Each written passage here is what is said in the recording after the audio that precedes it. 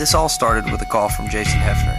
He informed me that he was invited to participate in a car and driver super tuner shootout, and he needed a driver.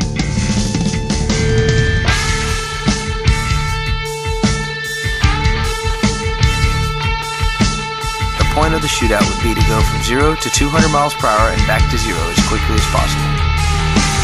He was entering 2 cars in the shootout.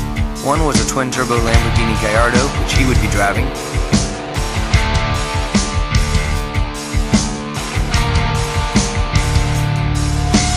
And the other was a twin-turbo Ford GT, which he was asking me to drive.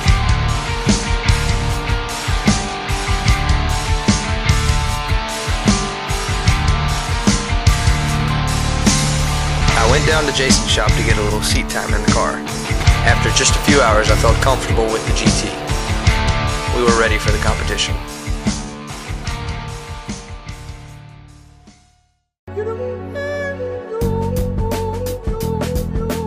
We flew into Detroit where the cars were waiting for us. There we met Camilo Pardo, who was the head designer for the Ford GT project.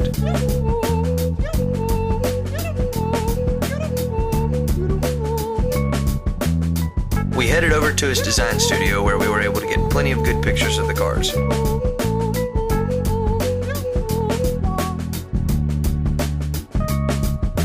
It was also quite a treat to be able to check out some of his amazing art.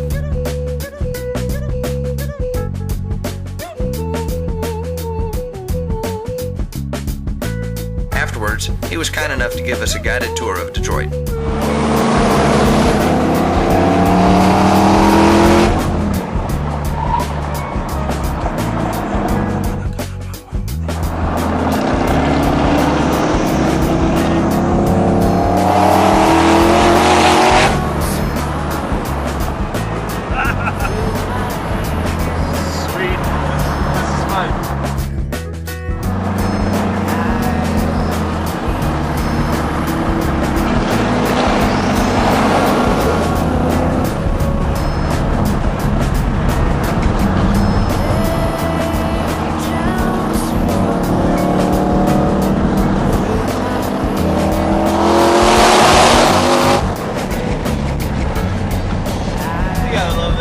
Oh yeah, 35 mile an hour. In no time, the only thing that freaks me out when you this, I know that there's never anybody there, but they always have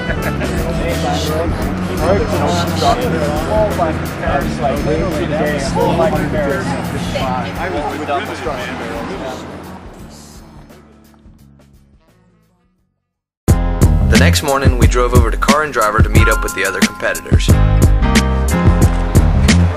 They weighed the cars in and topped the tanks off with 93 octane. There were 5 cars total in the competition. The Hefner twin-turbo Ford GT, the Hefner twin-turbo Lamborghini Gallardo,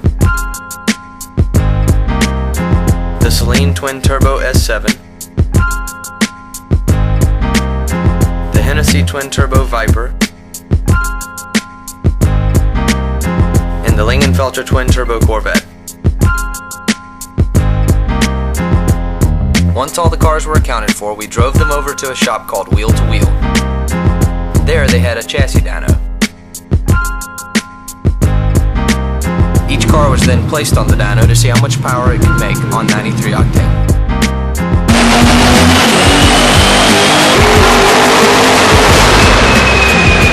The 2 Hefner cars went last. First was Race GT.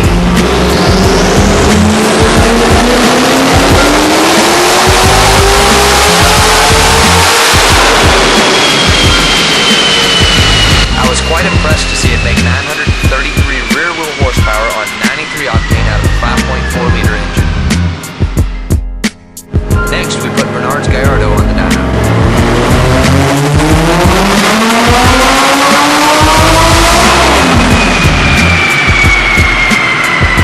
I thought it was equally impressive that it made 750 rear-wheel horsepower on 93 octane out of a 5 liter engine. Once the dyno testing was complete, the cars were taken on a 200-mile road test. We stopped several times along the way so the editors would have a chance to drive each car.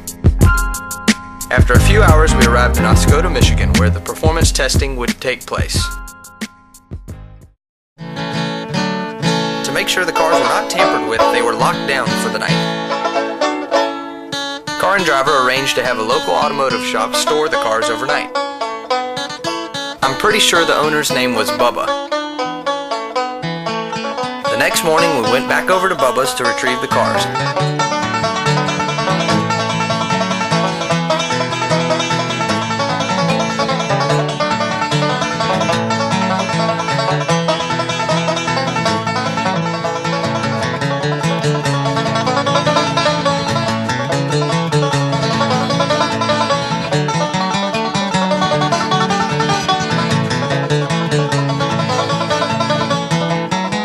After that, we took them over to the local car wash to get them all cleaned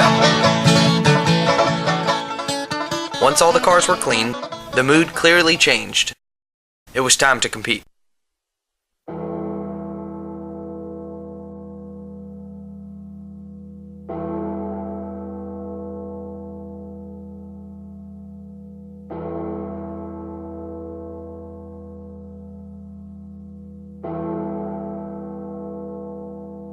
As we pulled through the security gate and out onto the airstrip, I began to feel very tense. Ray and I were in the GT as we watched each one of our competitors drive out onto the runway ahead of us. The pressure was building, and I knew soon enough we would have to put it all on the line.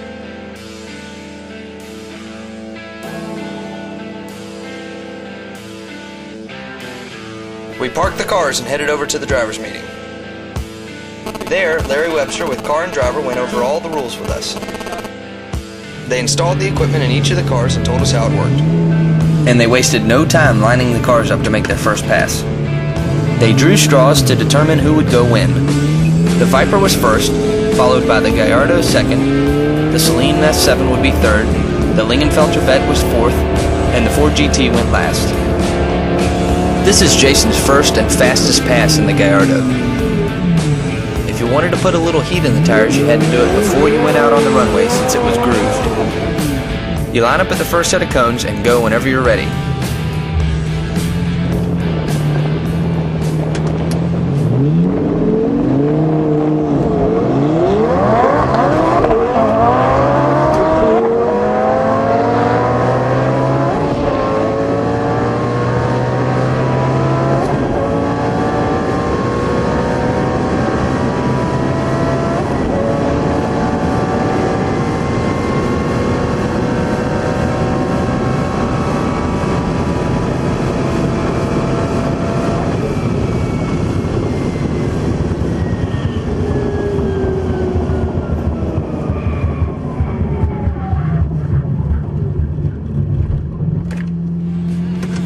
Jason had just gone from 0 to 200 miles per hour and back to 0 in 37.6 seconds.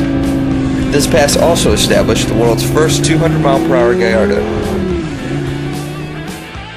Next, I suited up and jumped in the GT.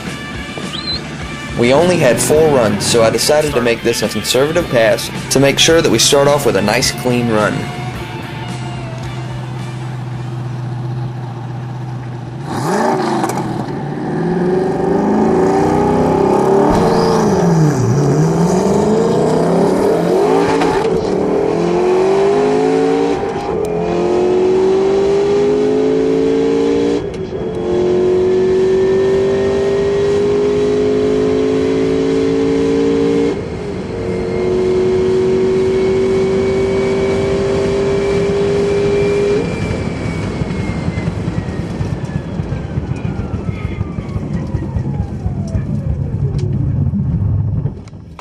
Oh,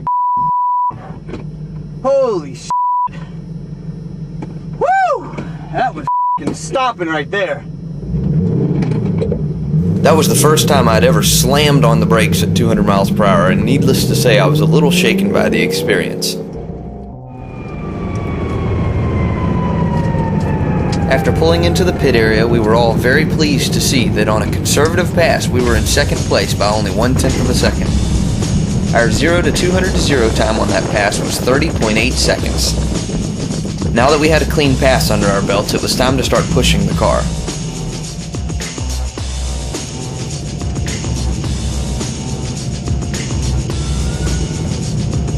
On the second pass, I decided to get more aggressive with each shift, and I would power shift the last 2 gears. That's where you keep the throttle wide open between shifts. If you listen carefully, you can hear the motor briefly hit the rev limiter on the 3-4 and 4-5 shifts.